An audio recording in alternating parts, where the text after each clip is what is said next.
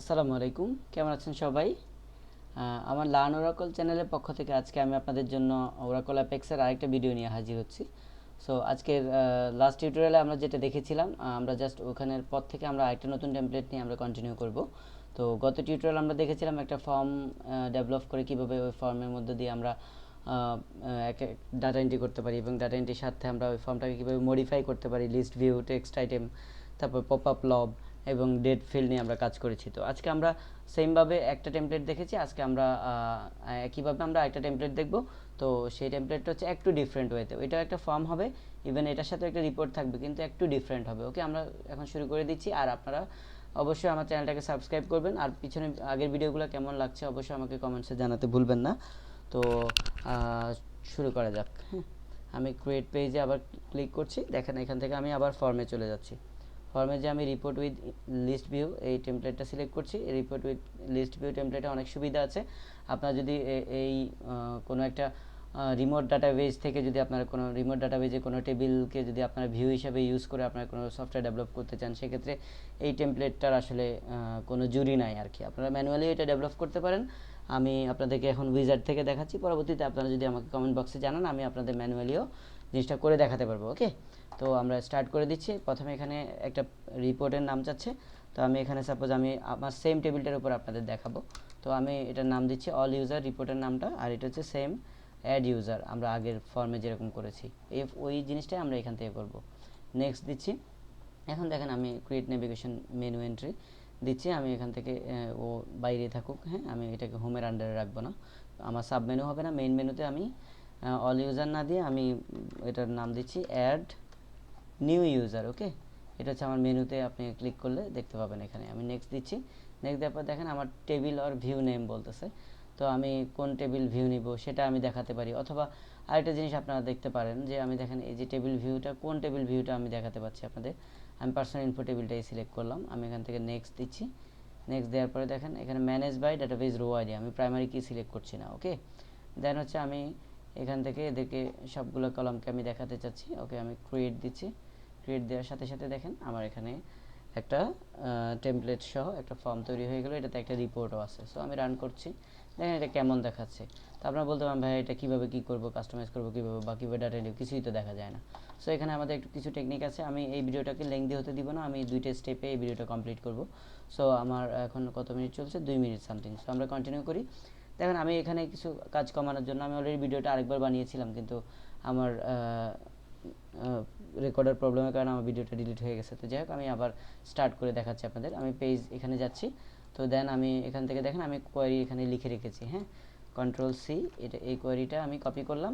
এখানে দেখেন অটোমেটিক্যালি একটা কোয়েরি কিন্তু এখানে লিস্ট ভিউতে জেনারেট হয়ে গেছে, কিন্তু এটা দেখলে আপনারা কিছুই বুঝতে পারবেন না যারা নতুন আছি আমরা। সো আমি এখানে আমার ওই কোয়েরিটা আমি প্লেস করে দিচ্ছি, আপনার কোয়েরিটা দেখে নেবেন। আর আমি কোয়েরিটা এক্সপ্লেনেশন করে দিচ্ছি যে প্রথমে সে রো আইডিটা সিলেক্ট করতেছে রো আইডি হিসেবে। দেন হচ্ছে আপনার আমি কিছু কনক্যাটেনেশন দেখিয়েছি, যেটা আমার গ্রাফিক্যালি ডিসপ্লে সুবিধার জন্য, আর কিছুই না। হ্যাঁ, আমি আইডি এবং নামকে একসাথে করে কনক্যাট করে দেখিয়েছি, এটা হচ্ছে তার ব্যক্তিগত তথ্য। দেন তার স্যালারিটা দেখাবে, স্যালারিটা যাতে এটা স্যালারি এটা বোঝার জন্য আমি জাস্ট আগে একটা টেক্সট লাগিয়ে দিয়েছি।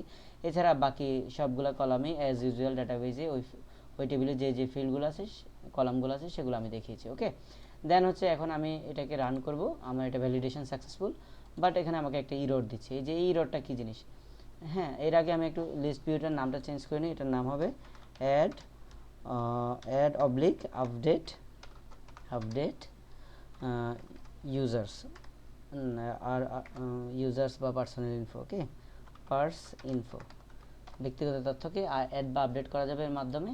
হ্যাঁ, এখান থেকে আমার ইরর দিচ্ছে, আমি ইরর এখানে ক্লিক করলেও পাবো, অথবা এই যে দেখেন এখানে গেলেও আপনি পাবেন। হ্যাঁ, একই কথা, মেসেজ ক্লিক করলে আমাকে এখানে নিয়ে, এখন আমাকে এখানে দেখেন এই যে আমার লিস্ট ভিউ, যেটা লিস্ট ভিউ দিয়ে আমরা একটা ফর্ম ডেভেলপ করতেছি, লিস্ট ভিউ যে অ্যাট্রিবিউটগুলো, যে প্রপার্টিগুলো, সেখানে আমার এখানে দেখানো আছে। হ্যাঁ, তো আমি এখানে এর মধ্যে আমার এই অ্যাট্রিবিউট প্রপার্টিতে আমি যাচ্ছি, যেটা আবার সাব প্রপার্টি আছে। তো আমি এখানে সেটিংসে কিছু কাজ করবো। আমার এখানে সার্চিং হবে, আমি এনেবল সার্চ দিয়ে রেখেছি। দেন হচ্ছে আমার ইনসেট লিস্ট যদি আমি রাখতে চাই, আমি এটাকে রাখতে পারি। আমি এটা টিক উঠাই দিচ্ছি, আমি এনেবল সার্চ দিচ্ছি বা এটাকে টিক দিলাম, এটা থাকবে। আর যদি নেস্টেড ভিউ থাকে এখানে আসবে। আর অন্যান্য জিনিসগুলো আপনি যদি স্প্লিট বাটন রাখতে চান, অ্যাডভান্স ফরম্যাটিং করতে চান, ইমেজ শো করাতে চান, শো লিস্ট ডিভাইডার করতে চান, সেগুলো আপনি এখান থেকে এগুলোতে চেক করে দিবেন। সো আমরা এখন যেহেতু এগুলোতে যাচ্ছি না, আমরা স্ট্রেট ফরওয়ার্ড দেখব। ওকে, টেক্সট কলাম থেকে আপনারা আমি সাপোজ আমার এখানে পার্স ইনফোটা আমি সিলেক্ট করছি, দেন হচ্ছে সাপ্লিমেন্টারি কলাম থেকে আমি সিলেক্ট করে দিচ্ছি তার স্যালারি, আর কাউন্টার কলামে আমি তাকে সেক্স দেখিয়ে দিয়েছি। ওকে, সেভ দিয়ে আমি রান দিচ্ছি।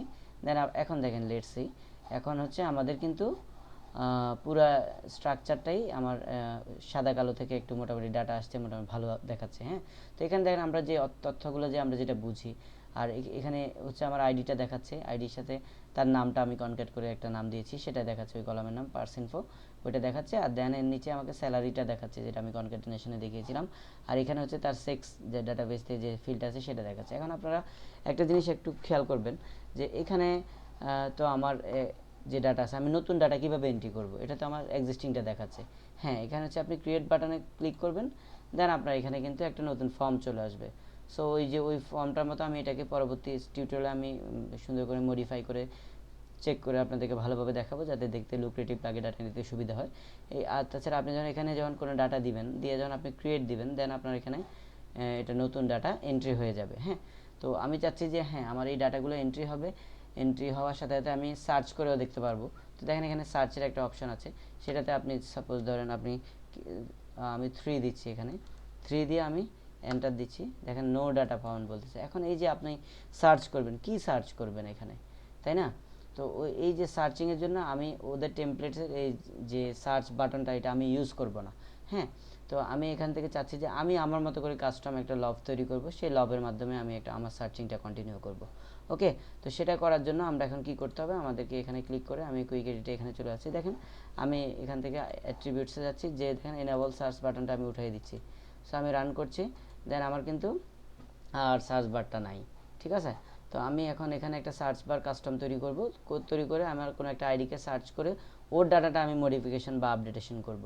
ঠিক আছে, তো এই জন্য আমি দেখেন এখান থেকে আমি এখানে যাচ্ছি, এখানে যাওয়ার পর আমি রিজিয়ন থেকে একটা ক্রিয়েট রিজিয়ন, নতুন রিজিয়ন নিচ্ছি, জাস্ট এই রিজিয়নের নাম দিচ্ছি আমি সার্চ রিজিয়ন।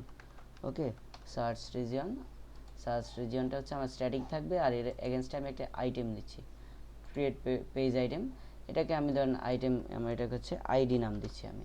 হ্যাঁ, আইডি নাম দিচ্ছি, যেটা হচ্ছে আমার কি দেখেন এখানে আমার অনেকগুলো অপশন তো আমরা জানি, text field, select list, something. Okay, আমি এটাকে সিলেক্ট লিস্ট করে দিচ্ছি বা পপ আপ লব করে দিচ্ছি। হ্যাঁ, আমি পপ আপ লব দিচ্ছি। এখানে আছে আমার লব টাইপ, লব টাইপটা কি আমাকে দেখাতে হবে, আমি যদি শেয়ার্ড কম্পোনেন্টে রাখি তাহলে শেয়ার্ড কম্পোনেন্ট, এখন যেহেতু আমি শেয়ার্ড কম্পোনেন্টে রাখিনি, আমি এসকিউএল কোয়ারি দিয়ে দেখাচ্ছি। তো আমি কোয়ারিতে আমি কি দিয়ে সার্চ করব, আইডি দিয়ে। হ্যাঁ, তো আমি এখানে দেখেন আমি একটা লব আপনাদের গত টিউটোরিয়ালে আমি দেখিয়েছিলাম, এখন আমি ওরকম একটা লব বানাবো, select control V parse ID S parse ID concatenation.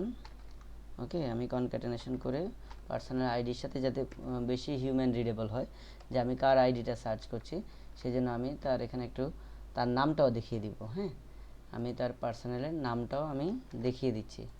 Okay, আমি পার্সোনাল নামটা দেখিয়ে দিচ্ছি, এটা হচ্ছে এস ডি মানে ডিসপ্লে, আর আমার রিটার্ন করবে শুধু পার্সোনাল আইডিটা এস আর মানে রিটার্ন ফ্রম কোন টেবিল থেকে, দেখেন আমার টেবিলের নামটাও আমি কপি করে দিচ্ছি। হ্যাঁ, আমি কোনো কিছুই লিখবো না, আপনাদের কোড অনেক কমিয়ে দিচ্ছি আমি। এখান থেকে এসে আপনারা জাস্ট ফ্রম এটা দিবেন, ডান। আপনাদের এখন কিন্তু আমার দেখেন আমার কিন্তু একটা লব হয়ে গেল, যেটা আমার এই যে সার্চিংয়ে দেখাবে। হ্যাঁ, তো আমি দেখেন এখানে আইডির ঘরটাতে আমি বলবো যে এন্টার আইডি। হ্যাঁ, এন্টার আইডি টু সার্চ, আমি আমার লেভেলে বলে দিচ্ছি, আমার আইটেমের যে লেভেলটা সেটাতে আমি বলে দিচ্ছি।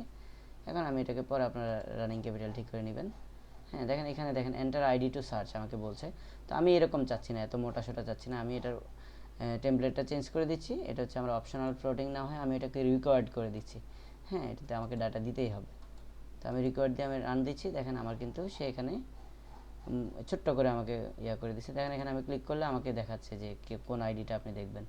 ওকে, আমি 5 টেস্ট দিলাম, দেওয়ার পর দেখেন আমার কোনো চেঞ্জ হচ্ছে না, বা আমি এখানে আবু দিলাম, কোনো চেঞ্জ হচ্ছে না। সো এই যে চেঞ্জ হচ্ছে না আমাদের, এটার জন্য একটা কাজ করতে হবে। হ্যাঁ, তো এই জিনিসগুলো আমরা পরবর্তী টিউটোরিয়ালে ডাইনামিক অ্যাকশন দিয়ে আমরা বাকি মডিফিকেশনটা দেখব। তো আমি আজকের মতো আমার ভিডিওটা এই পার্টটা এখানে শেষ করছি। আপনারা সেকেন্ড পার্টে দেখবেন যে কীভাবে কাস্টম ভাবে আমরা এই জিনিসগুলো করতে পারি। সো আমরা form with table on a list ভিউর পার্ট 1 টিউটোরিয়ালটা আমরা এখানে শেষ করছি। আর আপনারা ভিডিওটা কেমন লাগছে আমাকে কমেন্ট বক্সে জানাবেন, আর সাথে সাথে আমার চ্যানেলটা সাবস্ক্রাইব করে দিবেন, ভিডিওগুলো লাইক করবেন এবং বেশি বেশি করে শেয়ার করবেন। So thank you so much, আপনাদেরকে অনেক সময় নিলাম আপনাদের। আর নেক্সট টিউটোরিয়ালে আপনাদের সাথে আবার দেখা হচ্ছে। আর কোনো ধরনের সাপোর্ট লাগলে অবশ্যই আমাকে কমেন্ট বক্সে জানাবেন। আপনাদের পার্সোনাল কোনো ইনস্টলেশন বা ওরাকল অ্যাপেক্স রিলেটেড কোনো কোডিংয়ে যদি আপনার আটকে যান আমাকে অবশ্যই জানাবেন, আমি চেষ্টা করব আমার মতো করে সলিউশন দেওয়ার জন্য। সো দেখা হচ্ছে পরবর্তী টিউটোরিয়ালে, ততক্ষণ পর্যন্ত আপনারা সবাই ভালো থাকুন, সুস্থ থাকুন। আসসালামু আলাইকুম।